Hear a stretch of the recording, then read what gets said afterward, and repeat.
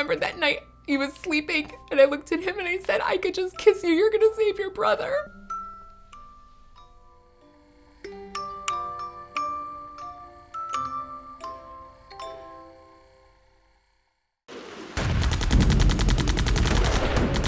Rafi always knew that his soldiers weren't working right. That's how we described his white blood cells, fighting infections. They were his soldiers. We explained to him that it's not that there's not enough of them, they're broken, and we need to fix them.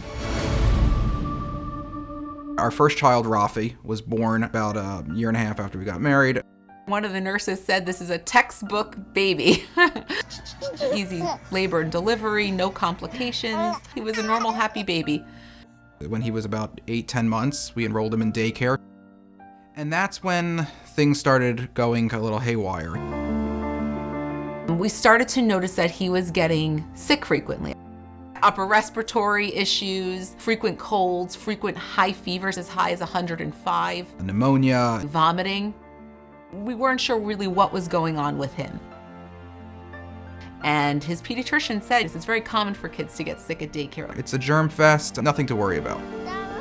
One doctor, a specialist, said this is a perfectly normal, healthy child that just happens to get sick. I think that's where, parental instinct comes into play. And this wasn't sitting with us. Our lives became looking for babysitters and begging family and friends to watch Rafi because there's only so much time you can take off from work. And one of the pediatricians finally said, I think it's time for him to go see an immunologist. Immunology is super specialized. Take him to CHOP. We met with the immunology team there, and they did find that one of his immunoglobulin levels were low. And we said, oh, okay, so he has a little bit of an immune issue. He must have been around 18 months at that point. We had two more boys after that, Joey, who's turning 4, and Akiva, who'll be 2 soon. But if you looked at Rafi at the time, he was stable. And then shortly before our second child was born, Rafi was about 4 years old at that point. We went for routine labs. They said, okay, he's evolved into another diagnosis. He was diagnosed with XLP1. It turns into lymphoma if not treated. It can also lead to organ failure. But what would happen is if he were exposed to chickenpox, measles, mono, especially mono, it would be lethal for him. We got that shocking diagnosis, but at the same breath, we were told, your 2 other sons might have it. There was a potential cure for this.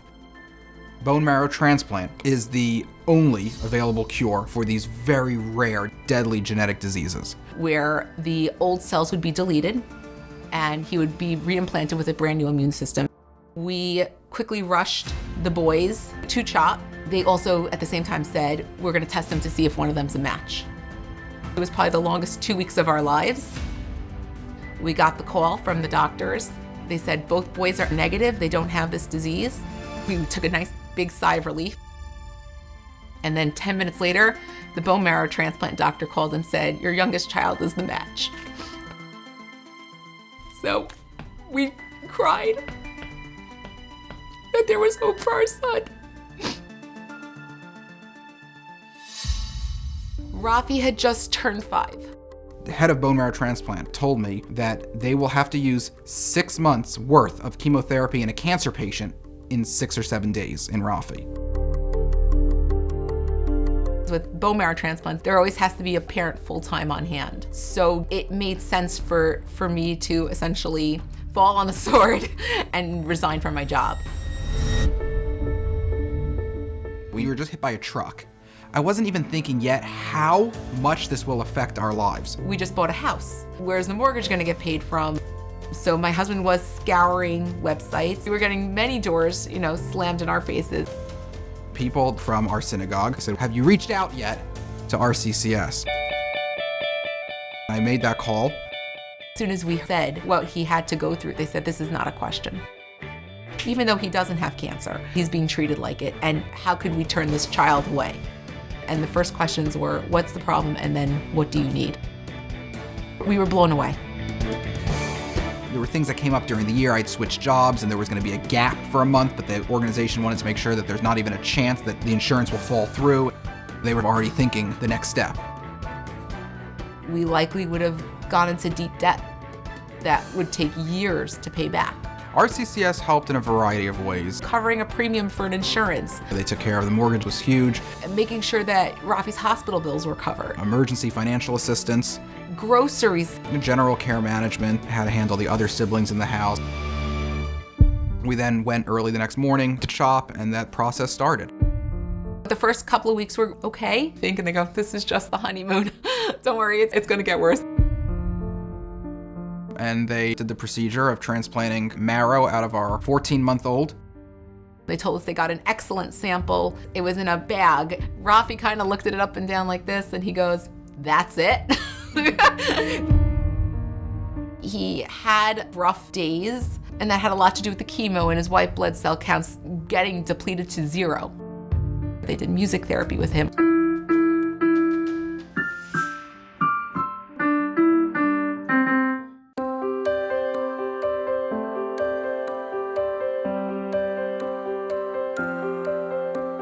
They said that they could not ask for better lab reports than what are coming back.